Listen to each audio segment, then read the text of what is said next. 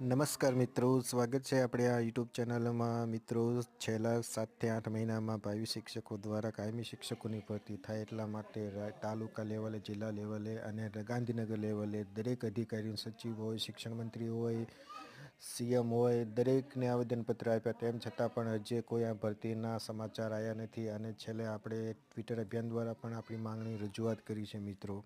તેમ છતાં પણ કોઈ હજી કાયમી ભરતી કરવામાં આવી નથી.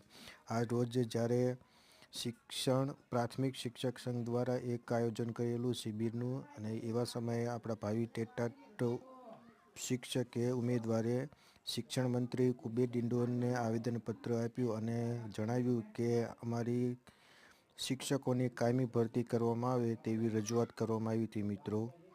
બસ મિત્રો, આજના ન્યૂઝ હતા તે તમને પહોંચાડ્યા છે. વિડીયો પસંદ પડે તો લાઇક, શેર અને ચેનલને સબસ્ક્રાઈબ કરજો. જય હિન્દ.